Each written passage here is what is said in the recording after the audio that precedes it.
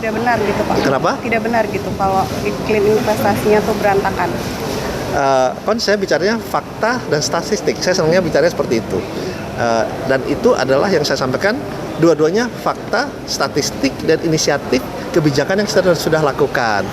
Jadi kan itu suatu hal yang positif dan diapresiasi oleh para investornya dalam maupun luar negeri. Kemarin Pak Purbaya bilang iklim investasi Mau banyak juga boleh. berantakan, katanya lebih bagus ya? sama Malaysia. Itu responnya gimana Pak? Ya, semua masukan kan kita selalu terima ya, begitu, baik dari Pak Menteri Keuangan juga. Tapi kalau saya lebih senang bicara angka dan statistik, ya. Kalau angka dan statistik, ya, kami alhamdulillah tadi kami juga baru melaporkan sesuai dengan agendanya realisasi investasi Januari sampai September ini sesuai dengan target dari kami maupun dari Bappenas yang diberikan kepada kami. Pencapaiannya sudah 75,3% atau lebih dari 1.400 triliun dari target 1.900 triliun. Itu adalah statistik angka, ya.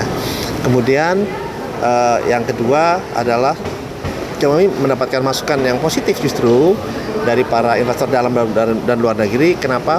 Dari salah satu kebijakan dan policy yang baru saja keluar, itu adalah peraturan PP-nya, peraturan pemerintah sudah keluar nomor 28 tahun 2025, yang dimana itu malah memberikan kepastian dari persoalan perizinan, yang dimana sekarang yang kita bilang dengan fiktif positif.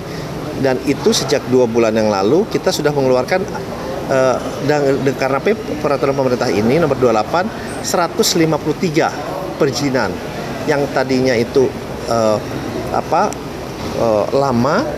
Karena kenapa sekarang kalau perizinan itu sudah masuk ke kami dan kami memberikan kepada kementerian lain, kurang lebih ada 18 kementerian, dan sudah ada target jangka waktunya atau service level agreement yang disepakati itu tidak ditepati, otomatis kami bisa mengeluarkan perizinannya.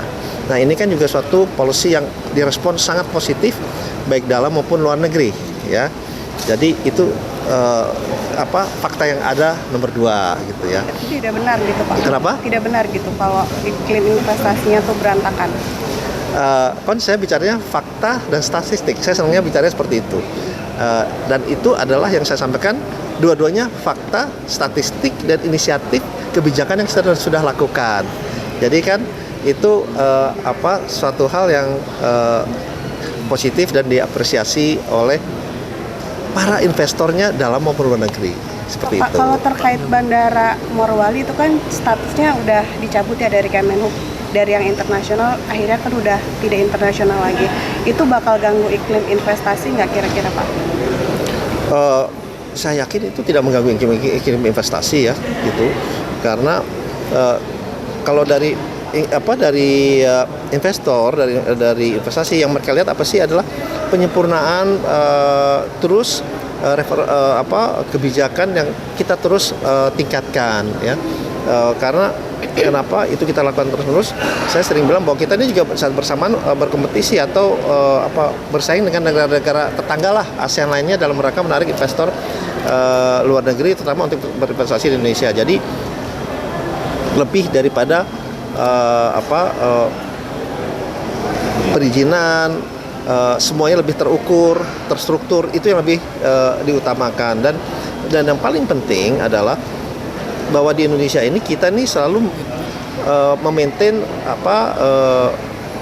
stabilitas dan kedamaian. Jadi perubahan-perubahan politik itu tidak mengakibatkan adanya suatu kegaduhan di kita. Nah, itu yang mereka apresiasi juga gitu ya. Jadi mereka bilangnya peace and stability, itu yang selalu di-maintain oleh Indonesia, yang mungkin itu salah satu poin unggulan kita dibandingin mungkin dengan negara-negara tetangga lainnya gitu ya. Download Tribun X sekarang, menghadirkan lokal menjadi Indonesia.